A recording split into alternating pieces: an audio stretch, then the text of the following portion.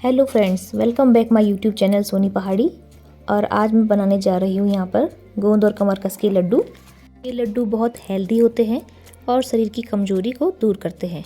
Specially after delivery जो महिलाओं में कमजोरी आ जाती है, कमर दर्द होता है, उसका ये रामबाण इलाज है। इसके साथ ही ये लड्डू ब्रेस्ट मिल्क बढ़ाने में भी हेल्प करते हैं। चलिए करते हैं रेसिपी स्टार्ट। और सबसे पहले जान लेते हैं इसके इंग्रेडिएंट्स।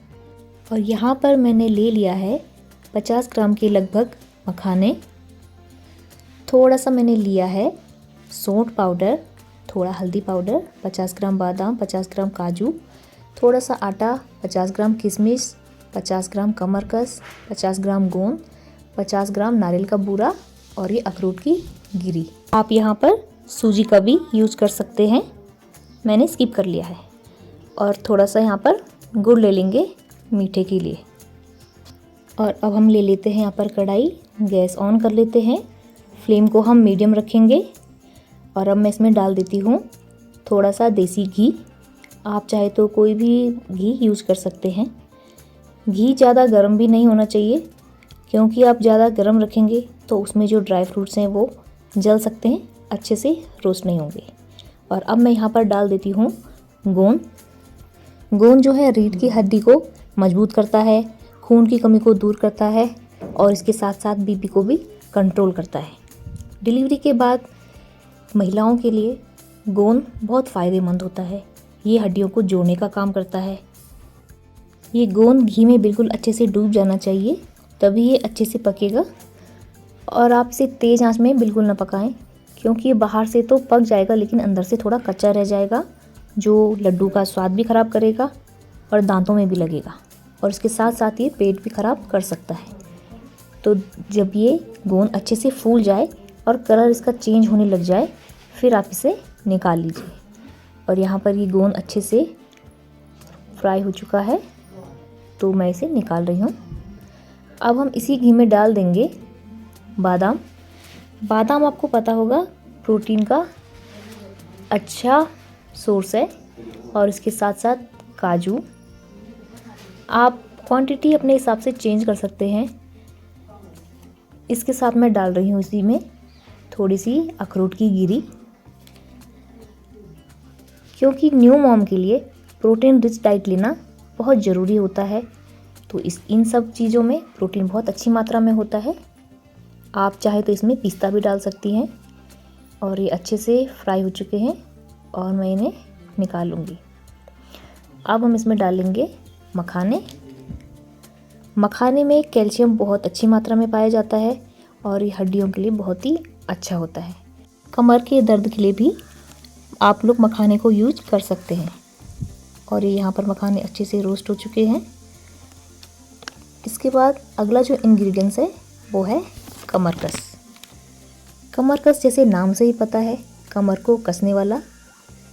ये रेड कलर का क्रिस्टल जैसा होता है और किसी भी परचून की दुकान में आसानी से मिल जाता है। ये एक आयुर्वेदिक औषधि है जो जॉइंट पेन को कम करती है और हड्डियों को मजबूत बनाती है। ये इस रेसिपी का सबसे इम्पॉर्टेंट इंग्रेडिएंट्स है।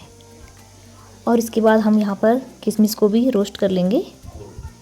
किशमिश बस थोड़े से फूल जाने चाहिए, इसे इतना ही रोस्ट करें। किशमिश में भी बहुत अच्छी मात्रा में आयरन पाया जाता है। इसके बाद हम इसी घी में डाल लेंगे आटा। वैसे आप आटे को स्किप भी कर सकते हैं, मुझे भी आटा ज़्यादा पसंद नहीं है, लेकिन फिर भी मैं थोड़ा सा आटा इसमें डाल दे रही हूँ, क्योंकि मुझे घी इसमें ज़्यादा डालना था, तो मैंने घी काफ़ी ज़्यादा डाला हुआ है। और आटे को हम धीरे धीरे भूनेंगे। यहाँ पर हमें बिल्कुल लो फ्लेम में आटे को भूनना है। अगर आप फ्लेम को तेज़ रखेंगे तो आटा तो जल्दी से कलर चेंज कर लेगा, आपको लगेगा ये अच्छे से हो चुका है, लेकिन ये बिल्कुल कच्चा रहेगा और लड्डू का टेस्ट भी ख़राब करेगा। तो इसे बिल्कुल हल्की फ्लेम में बिल्कुल कलर चेंज होने तक, और जब तक इसमें अच्छी सी खुशबू ना आने लग जाए तब तक आप इसे भूनते रहें। और यहाँ पर ये हमारा आटा अच्छे से हो चुका है और अब हम इस आटे को इस मिक्सचर में ऐड कर लेंगे। और अब हमने कढ़ाई में फिर से थोड़ा सा घी ले लिया है और इसमें ऐड कर लेंगे नारियल का बूरा। आप चाहे तो गोला को कस करके भी यूज़ कर सकते हैं। मेरे पास घर में ये अवेलेबल था तो मैंने यही यूज़ कर लिया है। अगर हम इसे घी में फ्राई करके नहीं डालेंगे तो ये लड्डुओं को ख़राब कर सकता है, इसलिए इसे थोड़ा सा रोस्ट करना ज़रूरी है। इसके बाद हम कढ़ाई में डालेंगे थोड़ा सा गुड़। आप चाहे तो चीनी भी डाल सकते हैं। गुड़ में बहुत अच्छी क्वांटिटी में आयरन होता है और इसके साथ ही ये ब्लड को प्योरीफाई भी करता है, तो इसलिए मैंने यहाँ पर गुड़ यूज़ किया है। हमें यहाँ पर गुड़ की कोई 1 या 2 तार की चाशनी नहीं बनानी है, बस गुड़ का अच्छा सा सिरम तैयार कर लेना है। और मैंने यहाँ पर थोड़ा सा पानी ऐड कर लिया था और देखिए यहाँ पर हमारी चाशनी अच्छे से तैयार हो चुकी है और ये बिल्कुल रेडी है मिक्सर में डालने के लिए। और यहाँ पर मैंने अलग से रखे हुए हैं रोस्ट किए हुए मखाने, कमरकस और गोंद।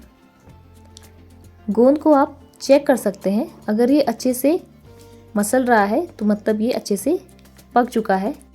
आप चाहे तो इसे किसी बर्तन से भी मैश कर सकते हैं। अब मैंने यहाँ पर सारे मिक्सचर को अच्छे से ग्राइंड कर लिया है और ये सभी चीज़ों को मैं अच्छे से यहाँ पर मिला लूँगी।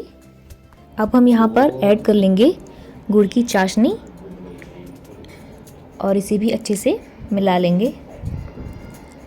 थोड़ा सा ठंडा होने दें और उसके बाद आप हल्के हाथों से लड्डू आसानी से बना सकते हैं।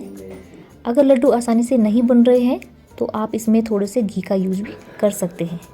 लेकिन देखिए यहाँ पर आसानी से लड्डू बन रहे हैं और मैं जल्दी जल्दी से ये सारे लड्डू बना लूँगी। इन लड्डुओं की सबसे अच्छी बात यह है कि इन्हें 1 या 2 महीने तक एयर टाइट डब्बे में अच्छे से स्टोर करके रख सकते हैं। आई होप आपको रेसिपी पसंद आई होगी। वीडियो अच्छा लगा हो तो चैनल को लाइक सब्सक्राइब ज़रूर करें। Thank you.